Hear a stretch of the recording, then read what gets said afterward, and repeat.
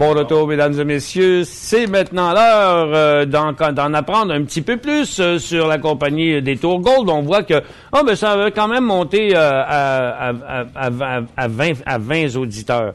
Le nombre de personnes qui en avaient. Peut-être qu'on va en avoir d'autres. On rencontre Gérald Panton. Bonjour, Monsieur Panton. Bonjour, ça va bien? Oui, ça va très bien, merci. Et vous?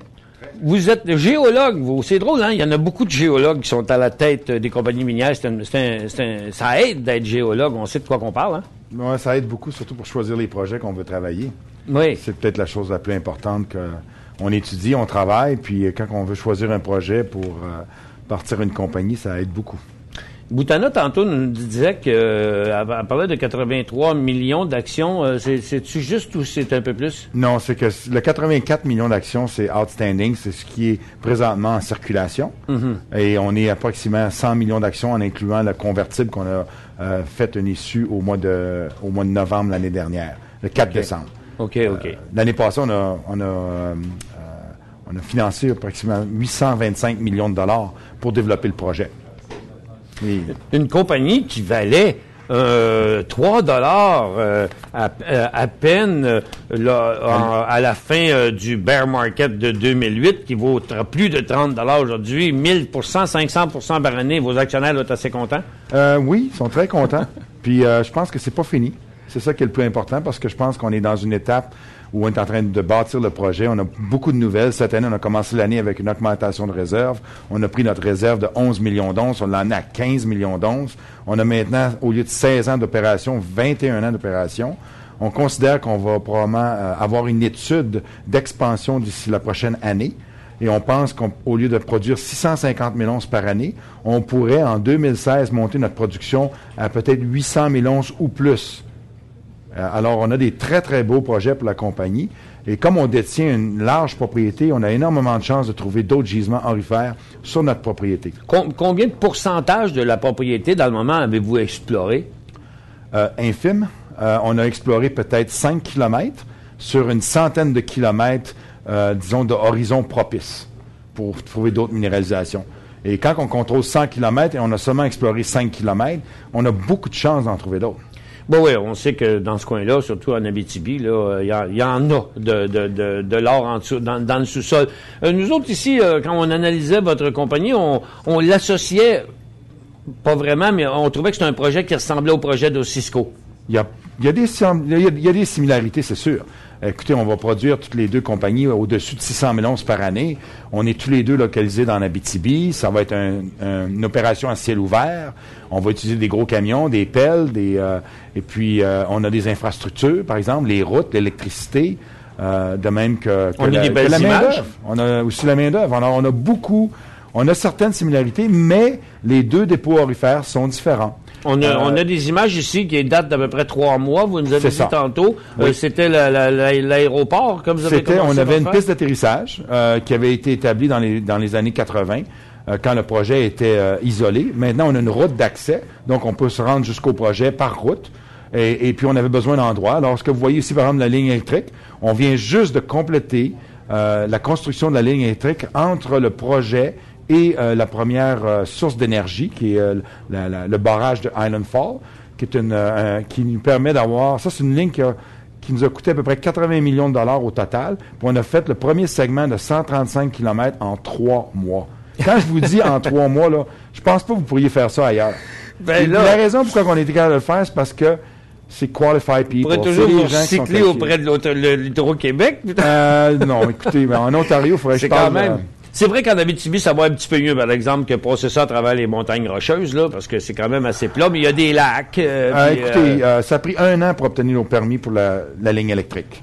Alors, il a fallu passer à travers tout le processus des permis pour obtenir notre classification et bâtir la ligne. Mais il faut que je vous dise que on a repris l'ancien, ce qu'on appelle en anglais un right of way.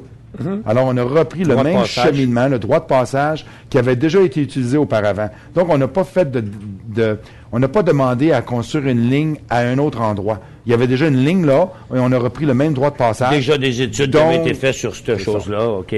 C'est ça. Alors, on a été capable de reprendre ça. Ça nous a sauvé beaucoup de temps et aussi notre impact sur l'environnement est très minime. Vous êtes même en train de faire votre propre plan de ciment pour la construction des bases de toutes vos énormes machineries. Exactement. Et on voit ici une construction d'un camp pour 1000 personnes. C'est du personnel, ça. Puis je pourrais vous dire que dans une décision récente qu'on vient de prendre, on va monter le camp à 1200 personnes pour le mois de juin 2011. Là, présentement, on a 650 personnes qui travaillent sur le site. Notre impact dans la région, tout comme le projet de Malartic a été pour la région de Malartic, c'est très important. On va créer 500 emplois permanents pour plus de 20 ans, de même qu'au-dessus de 1500 emplois indirects vont être acheminés sur le projet. Vous devez passer par un petit dieu dans ce coin-là, vous, avec du travail comme ça, dans un coin où des usines viennent de fermer? Je dirais qu'après la fermeture des 2 usines de papier à Cochrane, là où nos bureaux administratifs régionaux vont être établis, on fait beaucoup de sourires. Je vous dirais qu'une maison à Cochrane coûte 200 000 $, un bungalow de 1200 pieds carrés.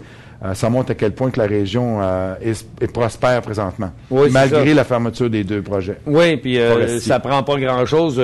Sans ce projet-là, elle vaudrait peut-être 50 000. Quand il n'y a pas de travail, les maisons, ça sert pas à grand-chose. Puis vous avez du personnel en masse dans ce coin-là. C'est en Abitibi, du personnel qualifié. Il y en a qui travaillaient dans les autres plans qui sont fermés. Donc, vous avez tout ce qu'il faut dans le coin. Là. Oui, écoutez, on a travaillé pendant 4 ans.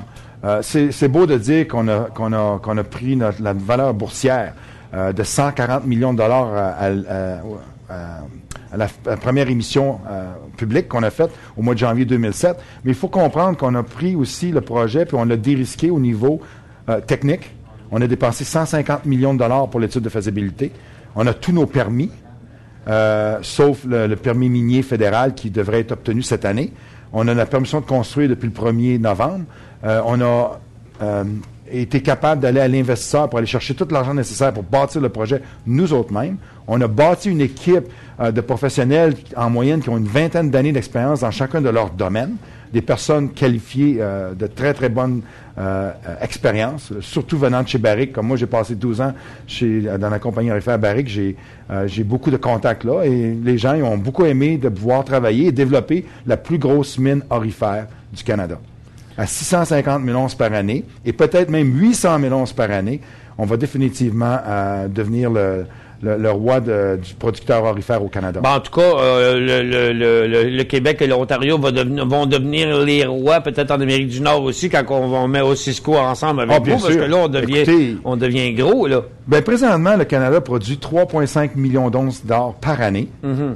Initialement, il y a plusieurs années, peut-être une dizaine d'années, on produisait 5 millions d'onces.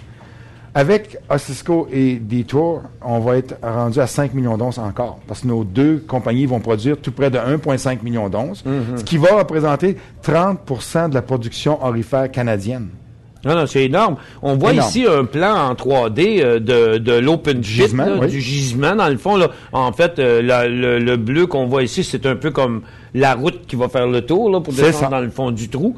Et puis, on voit que les teneurs en rouge, c'est du 1 gramme à la tonne. En jaune, c'est 0,5 grammes à la tonne. Mais on voit qu'il y en a beaucoup. Puis, il y a encore beaucoup d'autres gisements que vous avez probablement pas trouvés parce que pas été...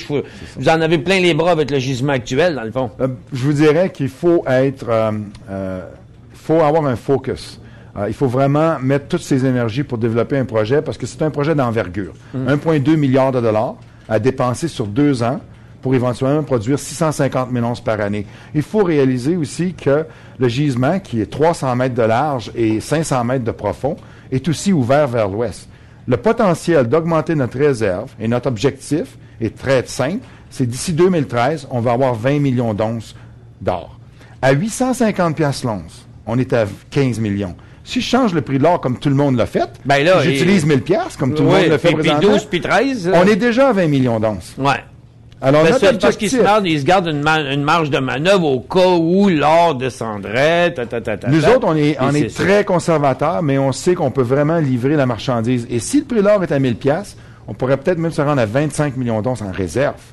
En tout cas, moi, je trouve que l'avantage par rapport aux autres compagnies aurifères, on va parler ailleurs dans le monde, là, quand vous investissez dans une compagnie aurifère qui est d'alentour du condo du Sierra Leone, là, c'est une autre affaire, parce qu'il y a de l'instabilité dans ces pays-là, pas ici. Là. Il risque pas de vous arriver quelque chose. Ici, la seule chose que si tu veux qui t'arrive en Abitibi, à part que le gouvernement qui met son nez, puis un petit problème qui peut avoir un permis, vous voyez pas de grosses difficultés dans rien. Là. Le Canada est un excellent endroit pour investir, que ce soit en Ontario ou au Québec. Puis je crois qu'on est vraiment fortuné d'avoir été capable de trouver des gisements de cette teneur et aussi de cette grandeur.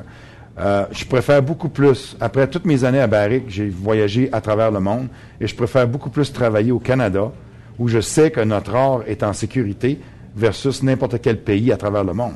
Si l'or devient un boom et change le prix, et on se retrouve avec un prix d'orifère, c'est plus que 1500, que ce soit 2000, 3000, 4000, peu importe le prix, les gouvernements pourraient très bien changer leur politique et dire, écoutez, notre or, on préfère la garder, on ne veut pas que vous la preniez.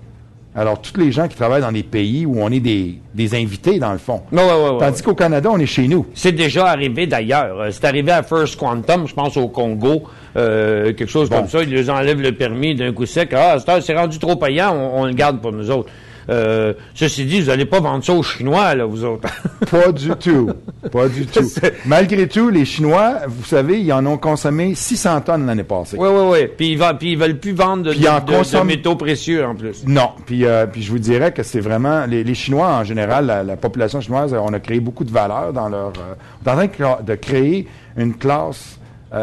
middle class, une classe... oui, ils sont partis des fermes à la ville. Là. Exactement, puis il y a beaucoup d'emplois, les gens ont plus d'argent, puis ils n'aiment pas le papier, puis ils achètent de l'or. Puis le gouvernement chinois, pas plus tard que cette semaine, on avait des informations là-dessus qui disaient qu'ils voulaient augmenter leur réserve, je pense que c'est 10 000 tonnes ou 100 000 tonnes, je me souviens plus, là, ils parlent de tonnes d'or, là, on rit plus, là. Écoutez, une tonne d'or, c'est 30 tonnes d'or, c'est 1 million d'onces. Alors, c'est pas tant que ça. Puis ça prend pas beaucoup de place. Mais 1000 piastres chaque, ça vaut... Ça vaut beaucoup. Ça vaut cher. Mais les gens ne réalisent pas que l'or est toujours très difficile à trouver, que quand on a un gisement, c'est très bien et ça vaut la peine de le mettre en production si l'or est là. Avez-vous d'autres choses que de l'or là-dedans? On a un petit peu d'argent. On va produire... quand notre brique d'or va sortir de la raffinerie, on va avoir approximativement 3 quarts en or et 1 quart à peu près en argent. Donc, une brique, c'est à peu près 800 onces. Ça pèse à peu près 75 livres. C'est impossible à lever avec une main. Mais il va y avoir à peu près 600 onces d'or, 650 onces d'or et à peu près 200 onces d'argent. Ah ouais, là, c'est quand même beaucoup. On parle d'un tiers. Ça va nous donner un crédit. Là, si j'utilise le prix de l'argent présentement à 40 $, ça va nous donner un crédit. Vite que l'or. Oui, mais ça veut peut-être dire que l'or va le rattraper aussi. C'est peut-être la façon de le voir. En tout cas, historiquement, ça fait un méchant bout que l'argent, peut-être qu'il y avait du rattrapage à faire, mais l'argent est quand même payant. Il nous reste juste une minute, mais j'ai une question géologique pour vous. Oui. Dans l'Abitibi, partout où il y a de l'or, y a-t-il de l'argent? Dans presque tous les dépôts aurifères en Abitibi, il y a toujours un peu d'argent, mais le ratio entre les deux varie d'un dépôt à l'autre. Parce que tous les dépôts aurifères sont différents. Bon. Écoutez, moi, je trouve que c'est un projet super le fun, même si on parle souvent des traders, puis on fait rentrer le monde, entrer, sortir.